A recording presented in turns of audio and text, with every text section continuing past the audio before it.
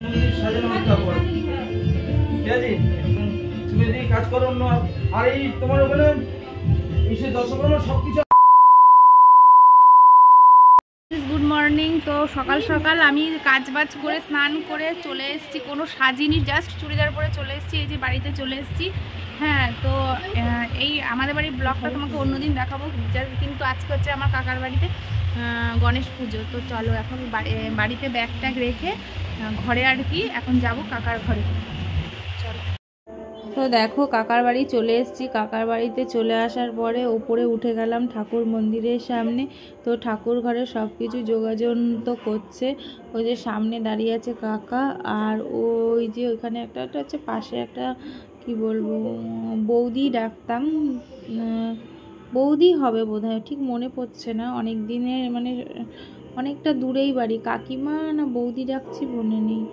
যাই হোক, হ্যাঁ, আমাদের দুদিক থেকে সম্পর্ক, তো এখন কোনটা হবে বুঝতে পারছি না। তো কাকি তো পুজোর মধ্যে থাকতে পারবে না কোনো কারণবশত, তো এরাই সব জোগাড় যন্ত্র করছে। হ্যাঁ, তো পুজো ঠাকুরমশাই কি করতে বলছে তাই করছে।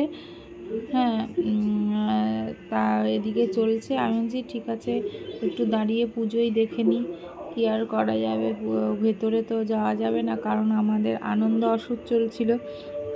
তো আনন্দ অসুর চলার জন্য আমি আর ভেতরে যাইনি, তো বাইরে দরজার সামনে থেকেই আমি দেখছিলাম, যেহেতু আনন্দ অসুর পুজো দেওয়া ছাড়া সব কিছুই করা যায়, তাই আর ওই জন্য আমি চলে গেলাম। তো দেখছি পুজো দিচ্ছে, একটু কিছুক্ষণ দাঁড়িয়ে দেখলাম যে কীভাবে জোগাড় করছে সবাই মিলে। খুব আনন্দ হয় পুজোর জিনিস জোগাড় করতে পারলে, সেটাই আর কি অনুভব করা। দেখো ওটা হচ্ছে কৃষ্ণ, রাধা কৃষ্ণ, তোমাদের আগের একটা ব্লগে দেখিয়েছিলাম যখন ওই জন্মাষ্টমী হয়েছিল তখন এনেছে।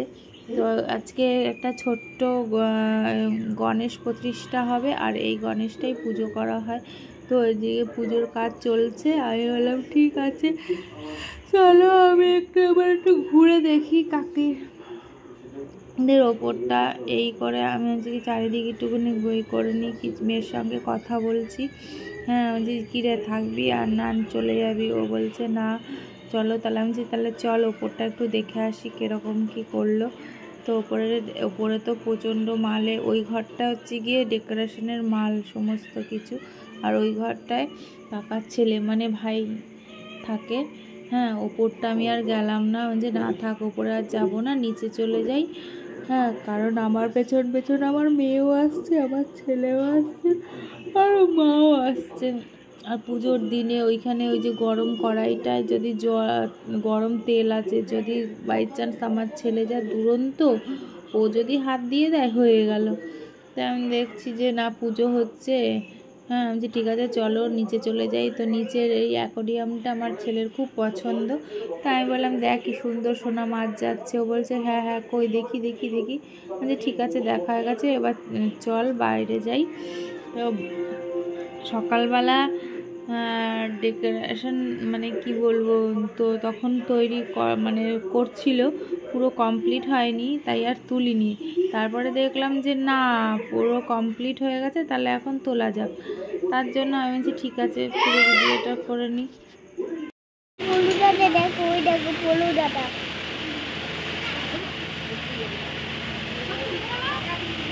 তো দুপুরবেলা সবাই খেতে বসে পড়েছে, ওদিকে পুজো অর্ধেক হয়েছে, আবার বিকেলে যজ্ঞ হবে, তো সবাই খেতে বসে পড়েছে, আমরাও খেতে বসে পড়েছি। এই যে আমার মেয়ে বসে পড়েছে খাবার টেবিলে, আর ওই দিকটা আর পুরোই ফাঁকা হয়েছে, এইদিকে চেয়ারটা পুরোটাই আমার, আর এইদিকে আমরা তিনজনে একসাথে বসেছি, মা ধার ছাড়া বসবে না, আর আমি আমার ছেলেকে যেহেতু খাওয়াতে হবে তাই ছেলেকে নিয়েই বসতে হবে।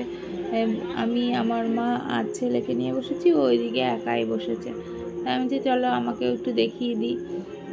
হ্যাঁ, তো আমিও একটু দেখে তোমাদের সঙ্গে ক্যামেরার সামনে চলে আসলাম।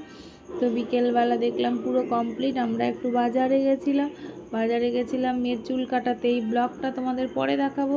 তো এখন আসার পথে দেখলাম সন্ধে হয়ে গেছে, লাইট জ্বলছে, এত সুন্দর লাগছে মানে তোমাকে বলে বোঝাবার মতো নয়।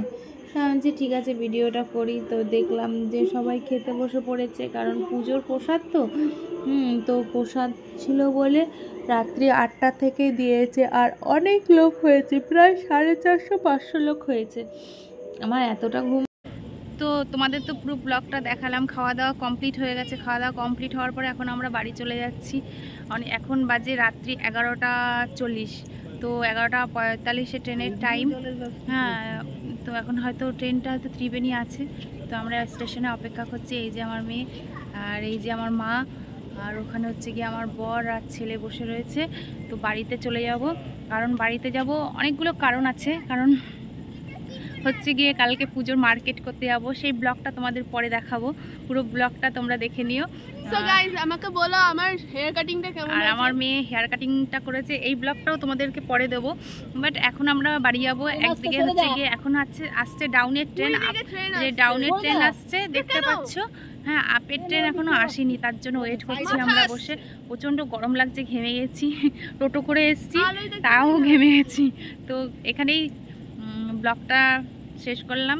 তো টাটা, গুড নাইট।